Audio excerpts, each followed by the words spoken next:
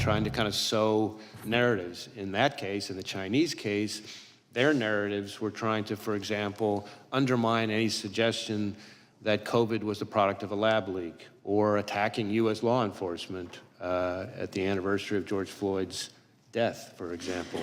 And then Iran, in 2020, we saw them undertake similar kinds of efforts that were disrupted in the I think October of 2020.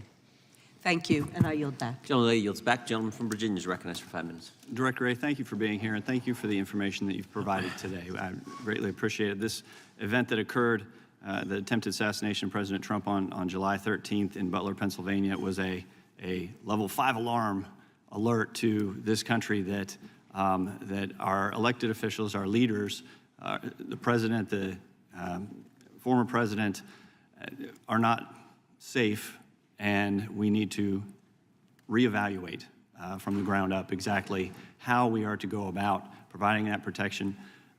The information you provided dealing with 8 cartridges from the roof, the drone, the fact that 2 explosive devices were found in the car, 1 at home. That was a remote detonation device that he had on him. The fact that his phone was using encrypted platforms. He only had 1 phone, correct? Oh, sorry. Yeah, he had 1 phone, although we've identified other phones that he may have used that may not have been his phone. So, for example, we think in certain instances he might have used his dad's phone. Again, not necessarily related to the attack, but we're trying to make sure that we process and exploit every device he could have used. And we keep, which is part of why I keep making this point, which I know you all are probably tired of me making, about this being an ongoing investigation, because we keep identifying new pieces of equipment, new accounts, what have you. And the fact that you are in real time informing us about what you're finding as you're performing this investigation is very helpful, and clarifying the fact that he went to the range a day before and shot an AR. Now, my understanding is that the AR he used on the 13th was his father's. Is that correct? Well, yes and no. It was originally, his father bought it legally, but then our understanding so far is that his father then conveyed it to him, sold it, in fact, to his son. So originally his father's, at the time of the shooting, the shooter's. Okay, so that's new information. Was that provided to you by the father?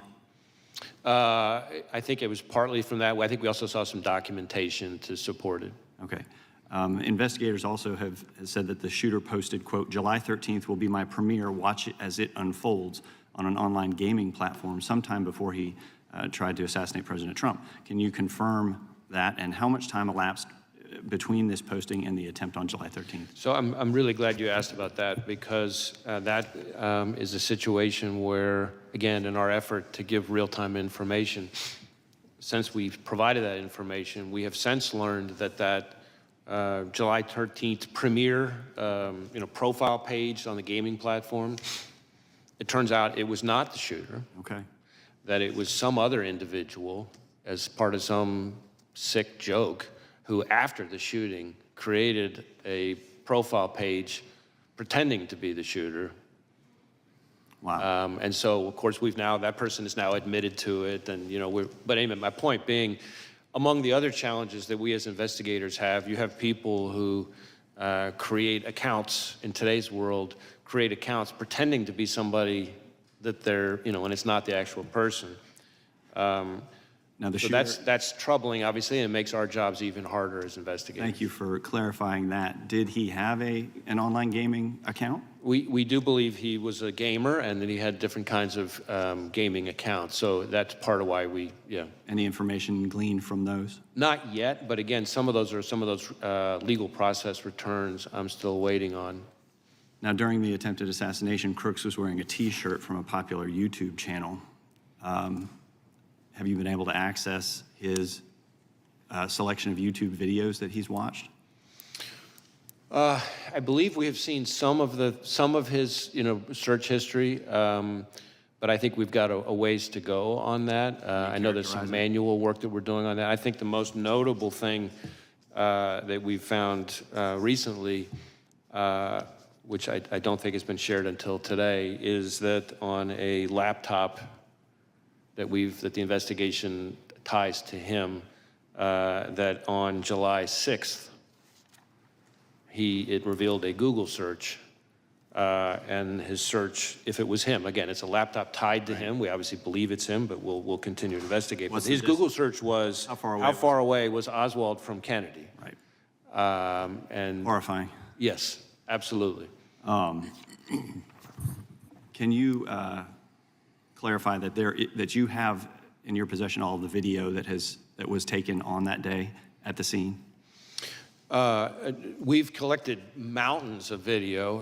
Part of the reason Can you commit to providing us with that video? Well, we're going to work with the committee and share information as best we can. Part of the reason I hedged on whether we have it all is, as you can appreciate, in today's world, everybody with a phone Sure. has the ability to take footage, and so we're finding things kind of left and right. You have all the law enforcement video.